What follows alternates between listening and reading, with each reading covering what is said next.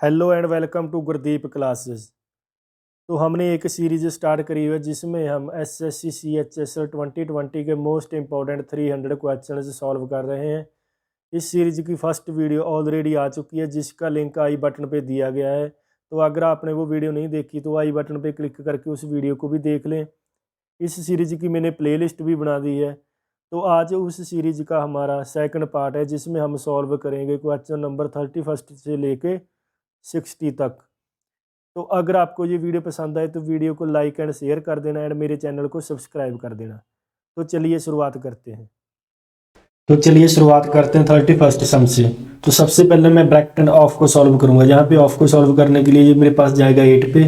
8 into 4 32 minus 12 20 20 plus 12.5 होगा मेरे पास 32.5 divided by जहाँ पे अगर मैं देखूँ तो ये मेरे पास 9 पे जाएगा ना। 9 इंटू 4.5 9 इंटू 4 होगा 36 9 इंटू 0.5 होगा 4.5 माइनस इसे सॉल्व करने पे आएगा 64/3 एंड अंदर देखिए अगर मैं जहाँ पे भी 8 बना देता हूँ और जहाँ पे भी दोनों साइड 2 से मल्टीप्लाई होगा ना 2 + 1 3/8 8 आ गया मेरे पास। अब इसे जब मैं टोटल करूंगा तो ये भी मेरे पास 32.5 आएगा। तो दोनों को कैंसिल आउट करके आंसर आ गया मेरा 1। 32nd सम में if a circle touches all the 4 sides of the quadrilateral P Q R S and P S की वैल्यू गिवन है, आर एस की वैल्यू फाइंड आउट करनी है। तो अगर कोई क्वाड्रिलेटरल सर्कल की चारों साइडों को टच करता है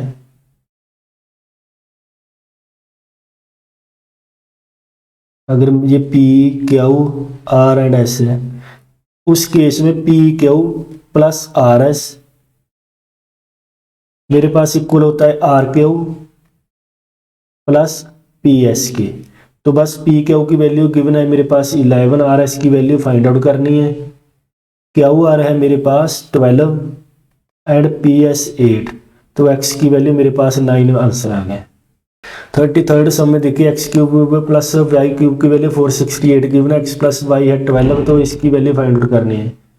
अब अगर मैं यहाँ पे क्यूब कर देता हूँ दोनों साइड तो मेरे पास बनेगा x cube plus y cube plus 3 into x y into x plus y जिसकी वैल्यू 12 है इक्वल टू 12 का क्यूब होता है 1728 जहाँ से आ गया 3 into 12 into x y equal to 1728। X cube plus y cube की वैल्यू क्या है 468। दोनों को जब मैं सब्ट्रैक्ट करूंगा तो मेरे पास बनेगा ये 1260। ठीक है, एक्स वाई मेरे पास आएगा ये 12 पे जाएगा तो 105 डिवाइडेड बाई 3 35। x4 पर प्लस y4 क्या होगा x square plus y square का whole square minus of 2 into x square and y square. लेकिन x square plus y square क्या होगा एक्स प्लस वाई का whole square minus 2 into x y. ये क्यों होगा देखो अगर मैं इसे पूरा ओपन करूंगा तो मेरे पास बनेगा x square plus y square plus 2xy से ये माइनस 2xy कैंसिल आउट हो जाएगा। अब x प्लस वाई की वैल्यू क्या है 12, इसका स्क्वायर करूंगा 144 माइनस 2 इंटू एक्स वाई की वैल्यू 35 है तो इसकी वैल्यू मेरे पास आ जाएगी 74। तो बस इसे मैं यहाँ पे पुट कर देता हूँ तो x4 प्लस y4 होगा 74 का स्क्वायर माइनस 2 इंटू ये क्या बनेगा x इंटू वाई का whole square. X into y मेरे पास 35 है उसका होल स्क्वायर होगा 1225। 74 का स्क्वायर होगा मेरे पास 74 का स्क्वायर होता है 5476 माइनस 2450 3026 आंसर। अब देखो 34th sum a square plus b square plus c square plus 170 equal to 2 into 8a plus 5b minus 9c इसकी वैल्यू फाइंड आउट करनी है। तो देखो अगर मैं a माइनस बी का स्क्वायर को 0 मान लूँ तो जहाँ से क्या आएगा मेरे पास a square minus 2 into A b plus b square equal to 0। A square plus b square equal to 2ab। मतलब मैं टू वाली टर्म को मैं दूसरी साइड लेके चला गया, ठीक है। तो अब देखो यहाँ से ए की वैल्यू क्या आई मेरे पास बी, लेकिन अगर मैं इसी इक्वेशन से ए की वैल्यू को कंपेयर करूँ तो एक्चुअल में वो बी है क्या, बी है मेरे पास 2a का कोफिशिएंट। तो बस ए की वैल्यू मेरे पास क्या आ गई, जो मेरे पास 2a का कोफिशिएंट होगा। तो इसे हम यहाँ पे देखते हैं अगर, तो बस जहाँ पे ए की वैल्यू मेरे पास क्या होगी, ए की वैल्यू होगी जो 2a का कोफिशिएंट जो है 8। सिमिलरली बी की वैल्यू होगी मेरे पास 5 एंड सी की वैल्यू होगी 2c का कोफिशिएंट -9। यहाँ पे वैल्यूज पुट कर देते हैं, 4 into A 32 plus 8 into B 40 minus C minus minus plus 9 का root of 81 equal to 9 answer. 35th sum में देखिए, a man buys 400 orange for rate 2000, how many orange can he sold for 260 so that he may get a profit of 30%। एक का CP कितना आएगा, 2000 divided by 4 5। 30% profit पे बेचने के लिए एक का एसपी मेरे पास कितना आना चाहिए, 13/10 इंटू 5। ये मेरे पास आ गया, ठीक है। तो 260 में वो कितने बेचेगा, 260 डिवाइडेड बाई 6.5। तो ये आ गया मेरे पास 260 डिवाइडेड बाई 60 पर चला जाएगा मेरे पास 10, 13 पे जाएगा ये 5 20, 200/5 मेरे पास 40 आंसर। अब देखिए हमें गिवन है कोई पर्सन प्लेस ए से प्लेस बी के लिए निकलता है 2 बजे, तो उसकी स्पीड होती है 4.5 kilometre per hour. Stay place B पे वो 1.5 आवर्स के लिए स्टे करता है, जहाँ पे उसकी कोई मूवमेंट नहीं होती, ठीक है। और वापस आता है प्लेस बी प्लेस ए के लिए 6 किलोमीटर पर आवर की स्पीड से, और वापस आ जाता है 7 बजे। तो हमें ए एंड बी के बीच की डिस्टेंस पता करनी है। तो देखो वो चला कितने बजे था, 2 बजे, लेकिन वापस कितने बजे आया, 7 बजे। तो टोटल इसके बीच में कितने घंटे थे, 5 घंटे। लेकिन 5 में से 1.5 घंटा उसने कोई मूवमेंट नहीं की, तो एक्चुअल में उसने मूवमेंट कितने घंटे की, 3.5 आवर्स। तो एक्चुअल में उसने मूवमेंट की 3.5 घंटे। अब अगर कोई person place A to B जाते हुए उसकी स्पीड अगर x किलोमीटर पर आवर हो, लेकिन बी टू ए आने में उसकी स्पीड अगर y किलोमीटर पर आवर हो, तो ए टू बी जाने एंड बी टू ए वापस आने में उसकी एवरेज स्पीड होगी 2 into product of both the speeds divided by sum of both the speeds. यहाँ पे x की वैल्यू कितनी गिवन है, 4.5 एंड y की वैल्यू है मेरे पास 6। तो एवरेज स्पीड क्या होगी, 4.5 इंटू 6 डिवाइडेड बाई दोनों का सम 10.5, ये होगी एवरेज स्पीड। लेकिन मुझे पता करना है डिस्टेंस, तो डिस्टेंस क्या होती है, स्पीड इंटू टाइम। टाइम उसने कितना लिया, 3.5 घंटे। डिस्टेंस कौन सी निकली, a to b and B to a की, लेकिन मुझे तो डिस्टेंस चाहिए सिर्फ ए टू बी। तो ए टू बी की डिस्टेंस क्या होगी, इसका हाफ हो जाएगी ना एक साइड की, तो इसे मैं 2 से डिवाइड कर देता हूँ, ये जाएगा 3 पे। 4.5 इंटू 2 9। 37th सम में देखिए, 3√3 secant theta plus 4 tan theta divided by 3 tan theta plus √3 secant theta equal to 2 given and theta की वैल्यू 0 से 90 के बीच में लाई करेगी। तो मुझे वैल्यू फाइंड आउट करनी है कॉस थीटा की। अगर मैं tan थीटा को इस साइड ले जाता हूँ और एंड सीकेंड थीटा को इस साइड, तो मेरे पास क्या बनेगा, 2 into 3 tan theta minus 4 tan theta, 2 tan theta equal to √3 secant theta minus 2 √3 secant theta, √3 secant theta. √3 secant theta होगा 1 cos theta, 2 into divided by cos theta. तो यहाँ से साइन थीटा की वैल्यू मेरे पास आ गई √3/2 इंटू से थीटा की वैल्यू 60 डिग्री, तो cos 60 मेरे पास होगा 1/2। 38 सम देखिए, तो एक शर्ट पे 25% डिस्काउंट मिलता है, ठीक है। अगर एक पर्सन को 875 का डिस्काउंट चाहिए, तो उसे टोटल कितनी शर्ट्स परचेज करनी चाहिए, ठीक है। और एक शर्ट का प्राइस है 250।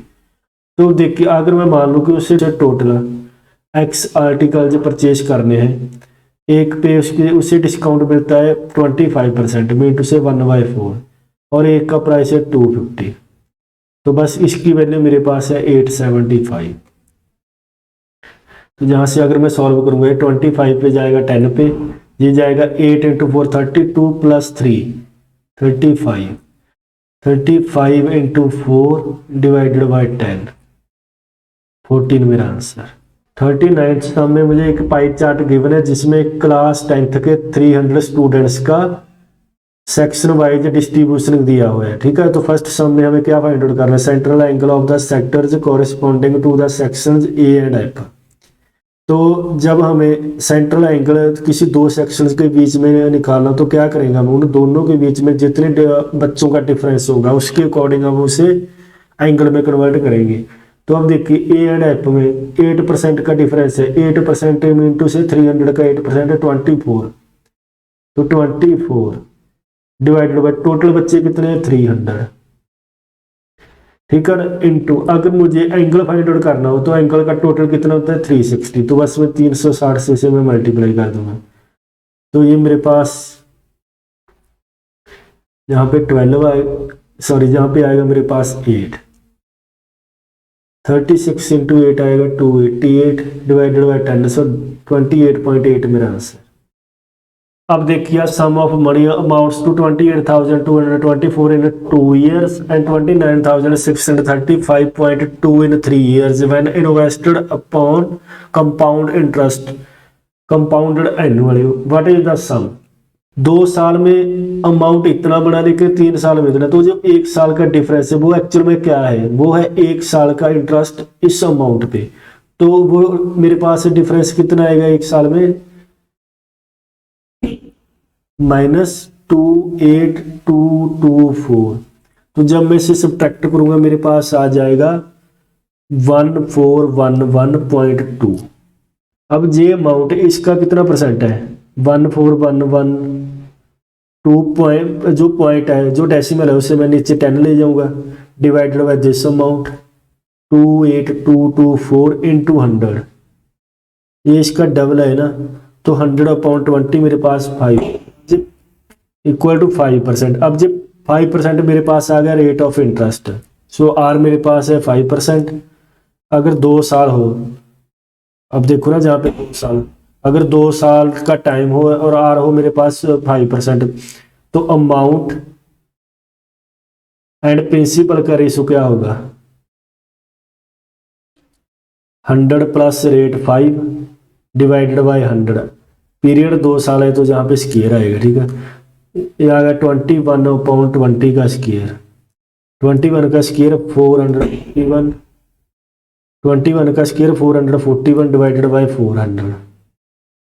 अब 441 की वैल्यू गिवन है 28,224, 400 की वैल्यू फाइंड आउट करनी है 00। 41st सम में देखिए, how many isosceles triangles with integer sides are possible such that the sum of the 2 sides is 16 centimeter. अब देखो आइसोसेलेस ट्रायंगल में 2 साइड्स मेरे पास इक्वल होंगी ना, और 2 साइड्स का सम मेरे पास है 16, तो 2 केस मेरे पास बनेंगे। देखो केस 1 में क्या होगा, जो सम 16 है वो या तो दोनों जो इक्वल साइड्स हैं उनका हो सकता है, तो उस केस में मेरे पास 3 साइड्स क्या होंगी 8, 8 एंड ए। और केस दूसरा है जिसमें मैं मान लेता हूं कि एक मेरी इक्वल साइड एंड एक अनइक्वल साइड का सम मेरे पास 16 होगा, तो उस केस में साइड क्या पॉसिबल है मेरे पास 16 माइनस ए एंड ए। तो देखो ना 2 का सम मेरे पास 16 आ गया, तो मेरी कंडीशन ये सेटिस्फाई हो रही है। एक प्रॉपर्टी होती है ट्रायंगल की, सबसे बेसिक प्रॉपर्टी ट्रायंगल की, जिसमें होता है कि कोई भी अगर मैं एक साइड ले लूं तो वो मेरी एक साइड बाकी 2 के सम से तो लेस देन होगी, लेकिन दोनों के डिफरेंस से बड़ी होगी। ठीक है, तो दोनों अगर मैं मेरी साइड ए लूं तो ए मेरी साइड इन दोनों के सम से तो लेस देन होगी, लेकिन इन दोनों के डिफरेंस से बड़ी होगी। ठीक है, तो इस केस में मेरे पास ए की वैल्यू क्या है, ए की वैल्यू 0 से लेके 16 के बीच है, लेकिन इंटीजर वैल्यू होनी, तो वो क्या क्या पॉसिबिलिटी मेरे पास 1 हो सकती है, 2, 3 अप टू 15। ठीक है, तो कितने केस बने जहां पे मेरे पास 15। अब दूसरे केस में भी सेम अगर मैं प्रॉपर्टी यूज करूंगा तो अगर मैं इस साइड को मानूँ तो 16 माइनस ए मेरे पास लेस देन होगी sum of other two sides, mean two से 2a, लेकिन ग्रेटर देन होगी difference of other two sides, mean two से 0। इन दोनों को अगर मैं सॉल्व करूंगा तो जहाँ से मेरे पास आएगा a लेस देन 16 और इन दोनों से मेरे पास आएगा 16 less than 2a plus a 3a, a greater than 16/3, 16/3 mean two से 5 से ज़्यादा, तो 5 से ज़्यादा मेरे पास इंटीजर वैल्यू क्या आएगी, 6 से स्टार्ट होगी, ठीक है, 6, 7, 8, 9, 10, लेकिन 16 से कम, तो वो कितने तक जाएगी, 11, 12, 13, 14 एंड 15। तो जहाँ पे मेरे पास कितनी पॉसिबिलिटीज है, 1, 2, 3, 4, 5, 6, 7, 8, 9 एंड 10, ठीक है। तो 15, 10, 25 हो गया, लेकिन इस केस में मेरे पास 8 भी बीच आना था। तो अगर 8 ए की वैल्यू अगर 8 होती तो जहाँ पे मेरे पास ट्रायंगल क्या बननी थी, 8, 8 एंड 8 इक्वेटरल ट्रायंगल बननी थी ना। और इस केस में भी अगर मैं ए की वैल्यू 8 ले लेता तो मेरे पास साइड्स क्या बननी थी, 16 माइनस 8, 8, 8 एंड 8। तो जहाँ पे भी मेरे पास इक्वेटरल ट्रायंगल आ रही है और जहाँ पे भी, लेकिन इक्वेटरल ट्रायंगल को मैं सिर्फ एक बार ही ले सकता हूँ ना, तो इस वजह से वो एक जो मैंने 2 बार इक्वेटरल ट्रायंगल ली उसे एक बार मैं माइनस कर दूंगा। तो मेरे पास कितनी ट्रायंगल बनेगी, 24। 42nd sum, if the number is divisible by 11 then what is the value of p into q where p is greater than q। अगर कोई नंबर 11 से डिविजिबल है तो sum of the digit at the odd places at the sum of the digit at the even places, दोनों का difference या तो 0 होगा या 11 का कोई मल्टीपल होगा, ठीक है। तो अब यहाँ पे ओड प्लेसेस पे क्या क्या आ रहा है, 5 + 3 8 + 2 10 + 1 11 + q, 11 + q। And even places पे क्या आ रहा है, 8 + p + 3 11, 11 + 2 13 + p। इन दोनों का डिफरेंस मैं फर्स्ट केस लेके चलूंगी, इन दोनों का डिफरेंस मेरे पास 0 आना चाहिए। तो वो कैसे आएगा, p - q + 2 = 0 आना चाहिए ना, p - q मेरे पास आना चाहिए -2। क्या ये पॉसिबल है, मैं कहूँगा नहीं है। उसका रीजन देखो, p q से बड़ा है तो दोनों का डिफरेंस भी तो पॉजिटिव आना चाहिए ना, मेरे पास पहले p आ रहा है, तो ये केस तो मेरे पास पॉसिबल नहीं होगा। अब दूसरा केस क्या है कि दोनों का डिफरेंस अगर 11 आ जाए, तो दोनों का डिफरेंस 11 आने के लिए क्या होगा मेरे पास, मैं दोबारा वहीं पे जाऊंगा तो मेरे पास आएगा p - q + 2 = 11। तो जहाँ से आ गया p - q मेरे पास 9। अब p q से बड़ा है तो अगर मैं q को 0 मान लेता हूँ तो p मेरे पास आ जाएगा 9, q 0 तो p मेरे पास आ गया 9। एक तो ये केस पॉसिबल है, ठीक है। दूसरा, अगर मैं q को 1 मान लेता हूँ यहाँ पे,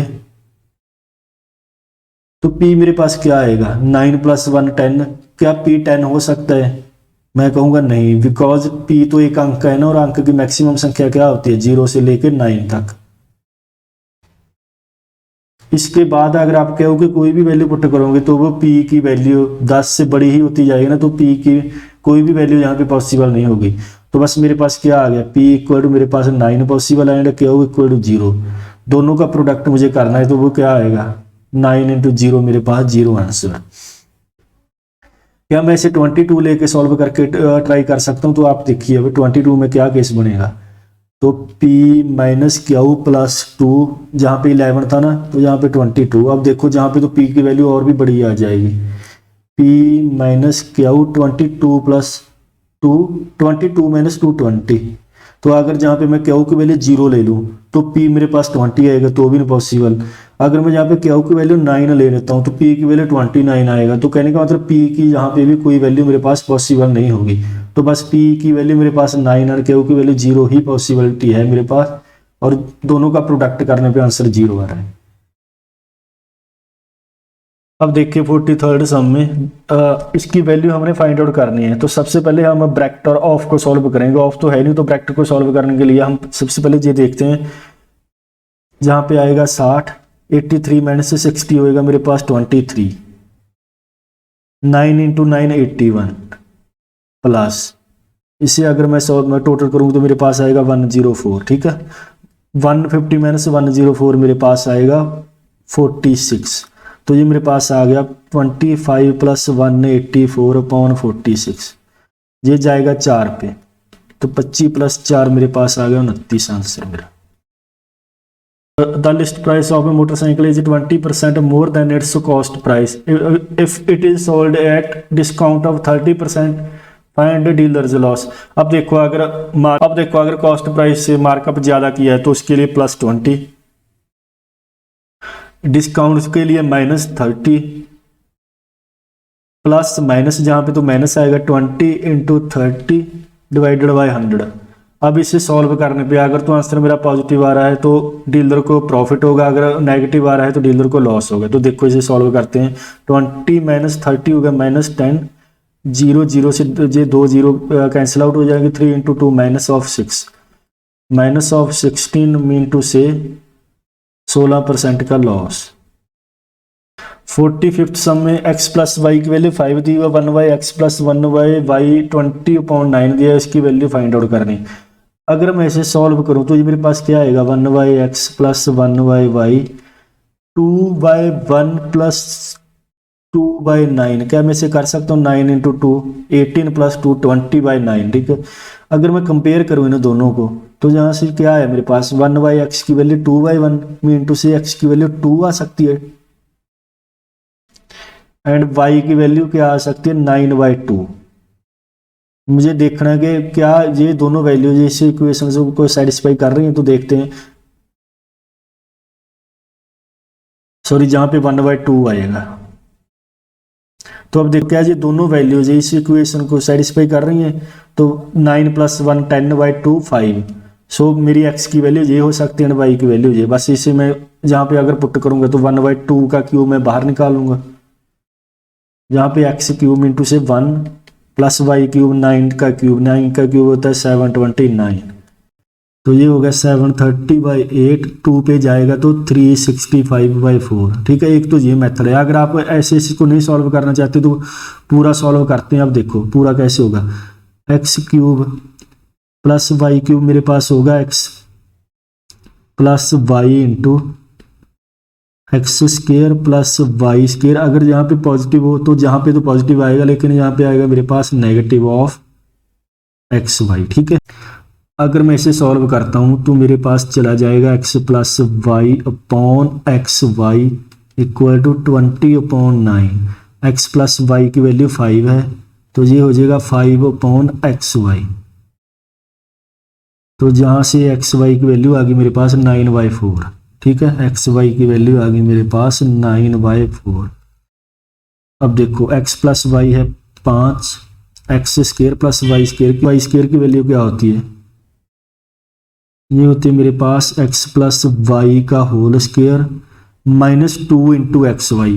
-xy मेरे पास पहले से है तो कितना हो जाएगा, -3 × xy होगा ना, 5 × x प्लस वाई है 5, 5 का स्क्वायर 25 -3 × xy क्या है 9/4 इक्वल टू 5 × 25 × 4 100 माइनस 9 × 3 27, ये हो गया 73/4। 73 × 5 क्या होगा, 73 का हाफ होता है 36.5 होता है ना, डेसिमल कैंसिल आउट हो जाएगा, नीचे मेरे पास 4 आंसर आ जाए। अब गिवन है AB is the diameter of the circle with centre O, the tangent at point C on the circle A produced at Q if angle BAC 34 degree. तो मुझे angle CQA की वैल्यू फाइंड आउट करनी है। तो अगर circle है उसका diameter है मेरे पास AB, C अगर कोई पॉइंट है सर्कल पे, एंगल BAC 34 गिवन है और वैल्यू फाइंड आउट करनी है एंगल CQ एंड A की। तो Q मेरे पास क्या पॉइंट है, जहां पे C मीट करता है AB को।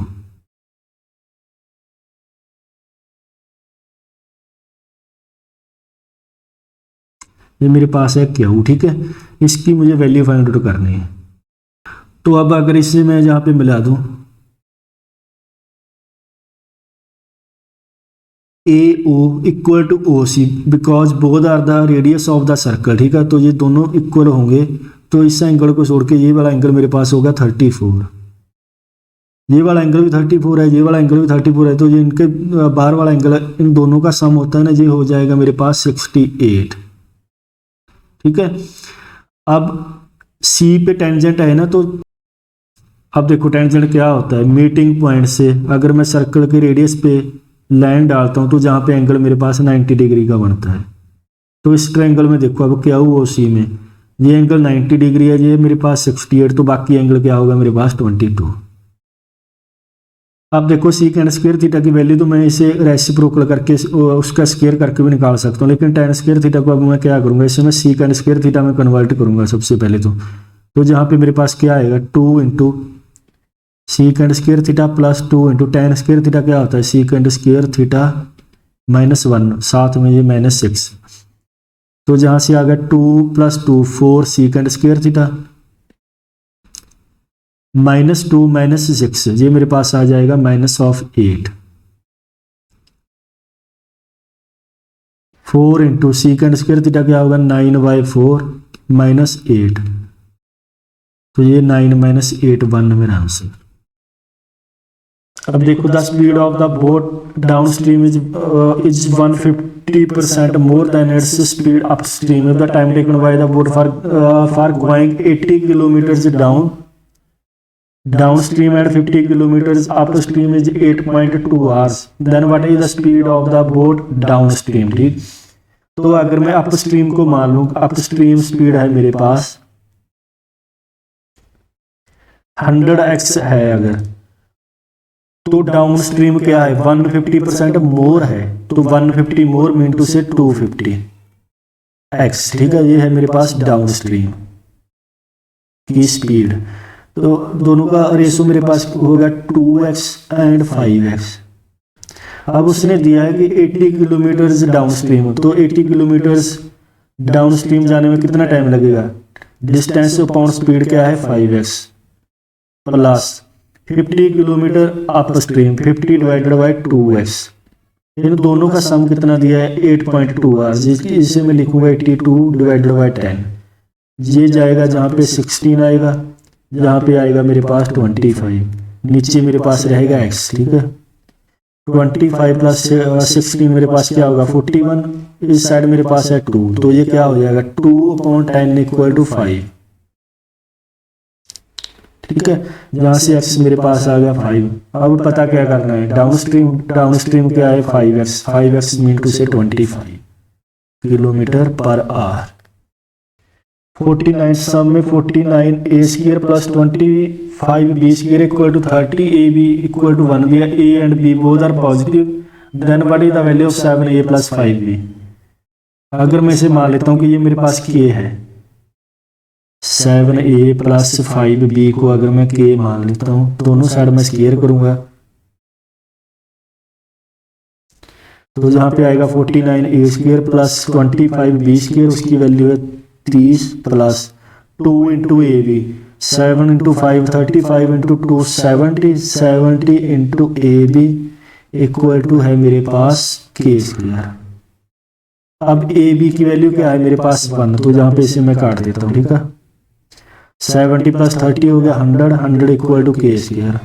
अब के जा तो पॉजिटिव का 10 होगा, जा होगा नेगेटिव का 10, लेकिन नेगेटिव का 10 हो नहीं सकता, बिकॉज ये के है क्या 7a प्लस 5b का सम है ना, 7 एंड 5 भी पॉजिटिव है, a एंड b भी पॉजिटिव है, तो दो के प्रोडक्ट का सम भी मेरे पास पॉजिटिव ही होगा ना, तो बस मेरे पास k की वैल्यू 10 आएगी। कि हम एक पाई चार्ट गिवन है जिसमें ice cream flavours among families in the year 2019 given है, 2019 में फैमिलीज ने कौन कौन सा आइसक्रीम फ्लेवर को प्रेफर किया, उसका रेशो हमें दिया हुआ, ठीक है, परसेंटेज में। तो फर्स्ट सम में देखिए उसने क्या बोला, इन 2019 20% ऑफ द अदर कैटेगरी बाज अंजीर फ्लेवर्ड, लेकिन अंजीर फ्लेवर्ड जितने लोग प्रेफर करते हैं उनका टोटल भी दिया है, तो मुझे पता करना है कि कितने पीपल को उन्होंने सर्वे किया। अब देखो 2019 में अदर कैटेगरी मेरे पास कितना है 15.7%, पॉइंट को नीचे 10% मिनटू नीचे 100, ठीक है। अब इसका 20% मेरे पास होगा 1/5। अगर मैं मान लूँ कि टोटल जितने पीपल को उन्होंने सर्वे किया उनकी अगर गिनती टी है तो इसकी वैल्यू ही मुझे गिवन है 4082, ठीक है।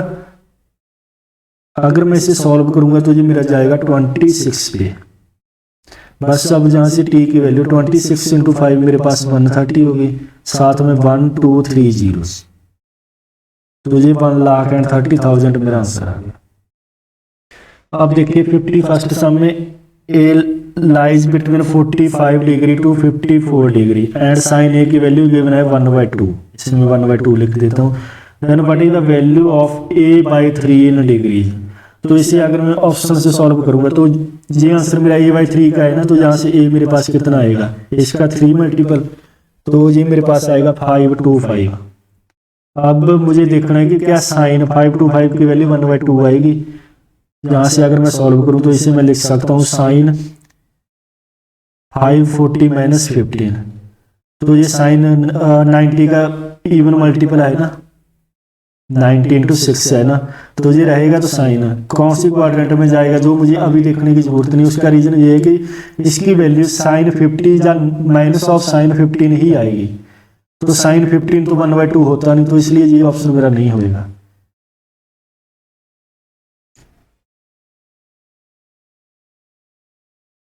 अब देखिए दूसरे ऑप्शन में, तो जहां से अगर मैं इसे 3 से मल्टीप्लाई करूंगा तो क्या आएगा मेरे पास, A480 में इंटू से साइन 480 को मैं कैसे लिख सकता हूँ, साइन 140 - 60, ठीक है। 540 - 60, तो ये क्या होगा, ये है 90 × 6, तो 90 का इवन मल्टीपल है ना। अगर 90 का इवन मल्टीपल हो तो साइन हमेशा साइन ही रहता है, अगर 90 का ओड मल्टीपल हो तो साइन कॉस में कन्वर्ट हो जाता है, ठीक। तो ये साइन मेरे पास 60 होगा। अब पॉजिटिव होगा या नेगेटिव होगा जी मैं बाद में देखूंगा, अभी इसकी जरूरत नहीं। क्यों नहीं जरूरत, बिकॉज साइन 60 तो वैसे भी 1/2 नहीं होता, तो ये ऑप्शन तो वैसे भी नहीं पॉसिबल। अब अगर मैं थर्ड ऑप्शन लेके देखता हूँ तो ये मेरे पास होगा ए की वैल्यू जहाँ से आएगी 510, तो 510 को मैं कैसे लिख सकता हूँ, साइन ऑफ 540 - 30, ठीक है।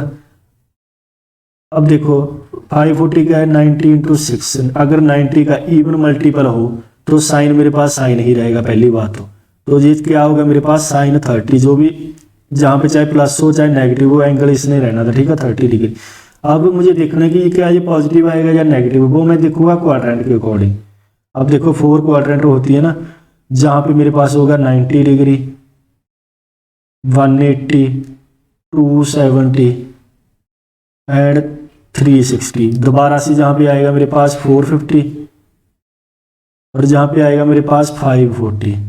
अब 540 से 30 कम है तो इस क्वाड्रेंट में आएगा ना। इस क्वाड्रेंट में क्या होता है, साइन एंड कोसिकेंट पॉजिटिव होते हैं, ठीक है।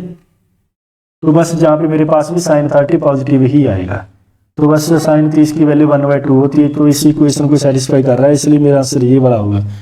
अब लास्ट वाले को भी देख लेते हैं, जहाँ से ए की वैल्यू कितनी आएगी मेरे पास, तो ये मेरे पास आएगी ए की value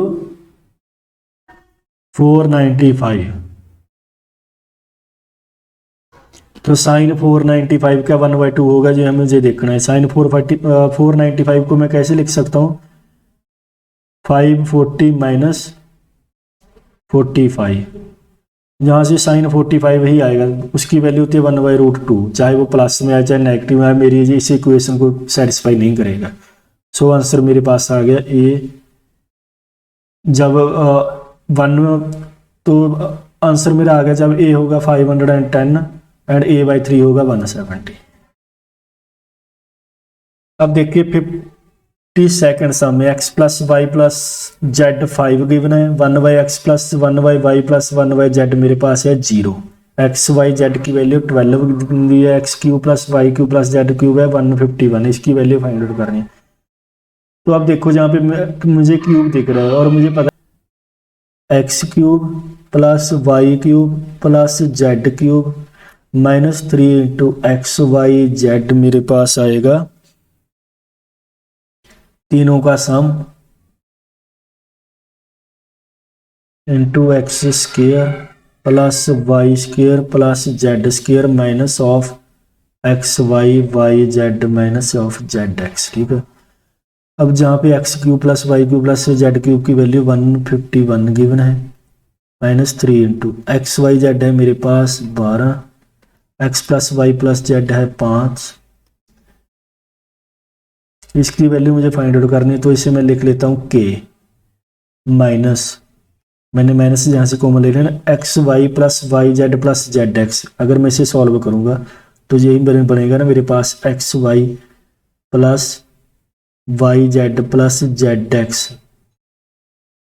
divided by x y z 0 है, तो जो ऊपर वाली वैल्यू है 0 होगी ना, क्योंकि नीचे वाली वैल्यू अगर 0 होगी तो वो तो वो अनडिफाइंड चला जाएगा। तो बस X Y plus Y Z plus Z X की वैल्यू यहाँ पे मैं 0 पुट कर देता हूँ।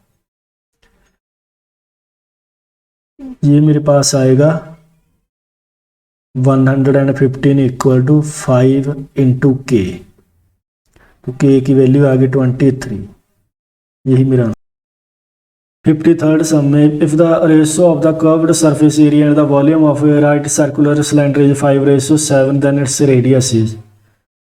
कर्व्ड सरफेस एरिया सिलेंडर का क्या होता है 2πr/h डिवाइडेड बाय वॉल्यूम क्या होता है πr²h, दोनों का रेशो है 5:7 h pi square 2/r 5/7 r equal to 14/5 equal to 2.8 आंस।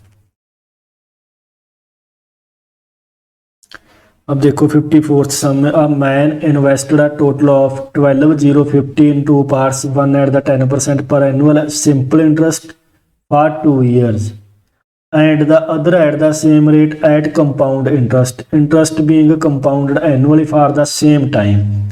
The amounts he received from both the parts are equal, then the sum invested at compound interest, वो मुझे पता करना है। अब देखो अगर 2 साल के लिए 10% पे सिंपल इंटरेस्ट पे देता है तो इंटरेस्ट कितना बनेगा 20% बनेगा ना, लेकिन कंपाउंड इंटरेस्ट कितना बनेगा 10 प्लस 10 इंटू 10 डिवाइडेड बाई 100, ये 21% होगा। ठीक है, लेकिन बात उसने करी है अमाउंट की, at the same rate if the amounts, तो दोनों अमाउंट्स उसने बोला है कि इक्वल है, तो इसका अमाउंट कितना होगा 100 प्लस 20 120%, इसका बनेगा 121%। अब जो दोनों अमाउंट्स जो उसे बाद में मिले इंटरेस्ट लगने के बाद वो दोनों इक्वल आए, इस केस में क्या होता है दोनों अमाउंट्स का रेशो उल्ट हो जाएगा, तो ये मेरे पास बनेगा जो सिंपल इंटरेस्ट वाला उसका 120 और जो कंपाउंड इंटरेस्ट वाला है उसका बनेगा 120, सॉरी इसका बनेगा 121 और उसका बनेगा 120। ठीक है, ये है मेरा सिंपल इंटरेस्ट वाला और ये है मेरे पास कंपाउंड इंटरेस्ट वाला। अब दोनों का सम उसने कितना दिया है, जो ये दोनों मेरे पास प्रिंसिपल है ना, तो दोनों का सम है मेरे पास 12050, लेकिन जहाँ पे दोनों का सम कितना है 241। अब देखो ये 241 को अगर मैं 5 से मल्टीप्लाई करूंगा तो मेरे पास 1205 आएगा ना, तो बस एक की वैल्यू मेरे पास क्या आ गई 50। अगर एक की वैल्यू 50 है तो मेरे पास सिंपल इंटरेस्ट वाला कितना आएगा और कंपाउंड इंटरेस्ट वाला कितना आएगा।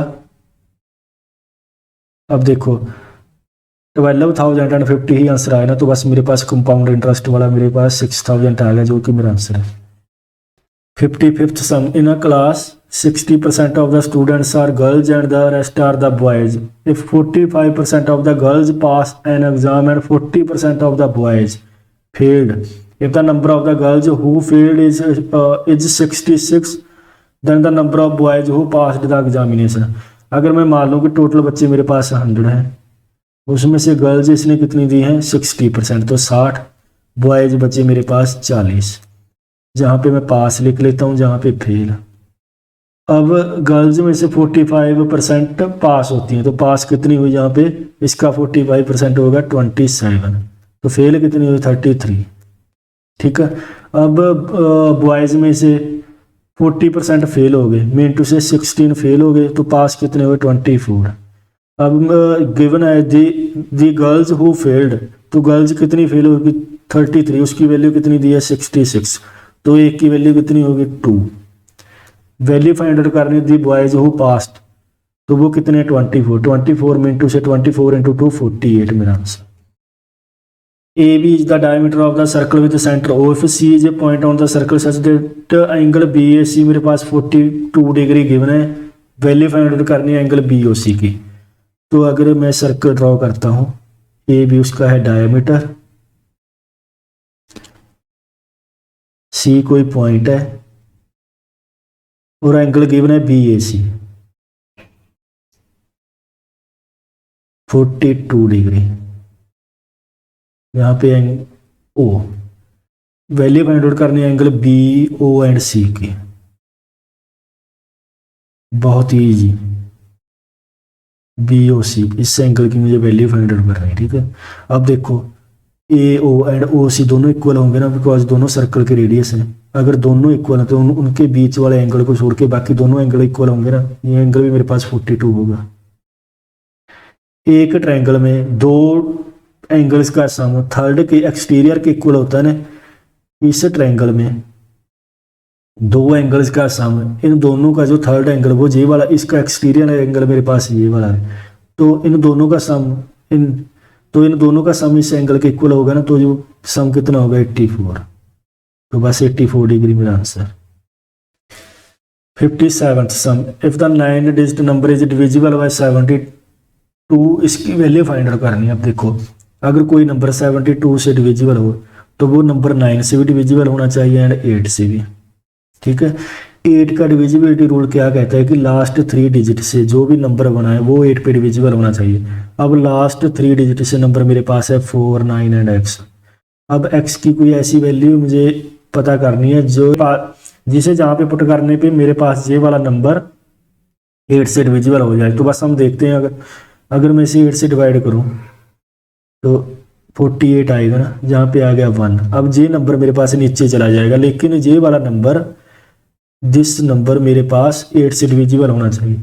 तो जहाँ पे अगर 1 आएगा तो 8 से डिविजिबल नहीं होगा, 2 भी नहीं होगा, 3 भी नहीं होगा, 4, 5, तो जहाँ पे नंबर आएगा मेरे पास 6। तो बस x की वैल्यू मेरे पास आ गई 6। अब 9 से डिविजिबल होने के लिए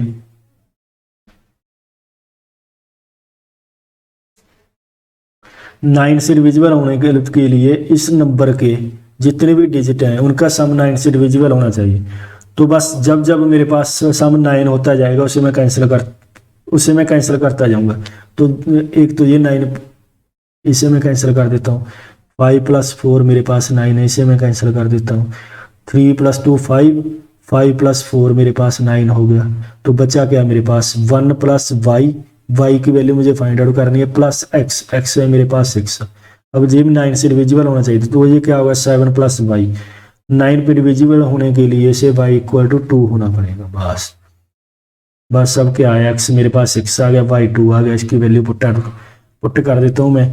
6 × 3 18 plus 5 × 2 10 ratio 5 × 6 plus 3 28 ratio 36 14 ratio मेरे पास 18 7 रेशो 9 आंसर। देखिए 58 सम में इसकी वैल्यू मुझे फाइंड आउट करनी है। तो हमें पता है कि अगर साइन ए इक्वल होता है कॉस ऑफ 90 - ए, कहने का मतलब अगर एंगल्स का सम 90 डिग्री हो तो साइन इक्वल टू कॉस हो जाता है। ठीक है। तो अब इस जहाँ पे हम देखते हैं इस कोसिकेंट 66 डिग्री को मैं अगर साइन में कन्वर्ट करूंगा तो मेरे पास आएगा साइन ऑफ 66 डिग्री। तो ये जहाँ से कैंसिल आउट हो जाएगा। कोसिकेंट 53 मेरे पास बनेगा साइन ऑफ 53। ठीक है। ये मेरे पास ऐसे ही रहेगा। अब देखो अब देखो 24 + 66 क्या होगा 90 डिग्री। तो उस केस में क्या होगा cos 24 डिग्री = साइन 60 डिग्री हो जाएगा। अगर दोनों नंबर इक्वल हैं तो दोनों को डिवाइड करने पे मेरे पास आंसर क्या आएगा 1, तो ये मेरे पास आ गया 1। सिमिलरली ये भी मेरे पास 1 आएगा। तो बच्चा क्या मेरे पास cos 60 डिग्री, cos 60 डिग्री कितना होता है 1/2 प्लस यहाँ से साइन स्क्वायर 60 डिग्री, ये क्या होगा मेरे पास 3/4। अगर ऊपर मैं देखूँ tan स्क्वायर 60, उसका स्क्वायर करने पे मेरे पास आएगा 2 साइन स्क्वायर 45 डिग्री 1/2। तो ऊपर तो आ गया मेरे पास 2, नीचे है मेरे पास, यहाँ पे मैं 4 बना देता हूँ 5/4, जो 4 होगा वो ऊपर चला जाएगा, तो ये आ गया 8/5, ये मेरा आंसर। 59 सम देखिए कि अगर कोई नंबर गलती से 7/5 से मल्टीप्लाई हो गया लेकिन मल्टीप्लाई करना था 3/2 से, तो जितना परसेंटेज चेंज आया उसकी वैल्यू फाइंड आउट करनी है। अब देखो इसे करने के मेरे पास 3 मेथड है। एक तो वही बेसिक वाला मेथड कि मैं मान लेता हूँ कि वो नंबर x था जिसके साथ 3/2 को मल्टीप्लाई करना था लेकिन मल्टीप्लाई कर दिया 7/5 को, तो उस केस में क्या होगा, मेरे पास एक्चुअल में रिजल्ट आना चाहिए था 3/2x लेकिन रिजल्ट आया 7/5x, तो दोनों का डिफरेंस डिवाइडेड बाय 3/2x मैं कर दूंगा। जहाँ से भी x कैंसिल आउट होगा, जहाँ से भी सॉल्व करके मेरे पास आंसर आ जाएगा। लेकिन ये थोड़ा कैलकुलेटिव हो जाएगा ना, तो इसकी कैलकुलेशंस को इजी करने के लिए हम वो नंबर मान लेते हैं जो इन दोनों नंबर्स का डिनोमिनेटर उसका एलसीएम। तो डिनोमिनेटर में जहाँ पे मेरे पास है 5 और जहाँ पे है मेरे पास 2, तो अगर मैं नंबर मान लूँ 5 और 2 का एलसीएम, तो मेरे पास नंबर आ गया 10। एक्चुअल में रिजल्ट क्या आना चाहिए था 3/2 इंटू 10 मीन टू से 15, रिजल्ट कितना है 7/5 इंटू 10 मीन टू से 14, तो डिफरेंस कितने का है 1 का। 1 डिवाइडेड बाई जो एक्चुअल में आना था 15, परसेंटेज निकालने के लिए इंटू 100, तो ये आ गया मेरे पास 20/3 इक्वल टू 62/3 परसेंटेज। इसका हमारा लास्ट सम है जिसमें दिया हुआ 2 successive discounts of 40% and 20% respectively on the market price of an article are equal to a single discount of 988। तो मार्केट प्राइस मुझे पता करना है। अब देखो अगर 2 डिस्काउंट्स लगते हैं तो नेट डिस्काउंट क्या होता है, नेट डिस्काउंट मेरे पास होगा दोनों का सम 40 + 20, लेकिन जहां पे माइनस आता है 40 into 20 divided by 100, 60 -8 equal to 52%। अब 52% की वैल्यू उसने दी है मुझे 988, तो 1 की वैल्यू कितनी होगी 988 52 इंटू 100। तो अगर इसे मैं सॉल्व करूंगा तो मेरे पास जाएगा ये 19 पे, तो बस आंसर मेरा आ गया 1900। तो आज की हमारी ये क्लास यहीं पे ख़त्म होती है। तो अगर आपको ये वीडियो पसंद आए तो वीडियो को लाइक एंड शेयर कर देना एंड चैनल को सब्सक्राइब करके बेल आइकन को प्रेस कर देना ताकि अगली वीडियो की नोटिफिकेशन आप तक सबसे पहले पहुंच सके। और इस सीरीज की मैंने प्लेलिस्ट भी डाल दी है, तो अगर आपने पहली वीडियो नहीं देखी और तो उसे भी आप जाकर वहां पे देख सकते हो। Thank you.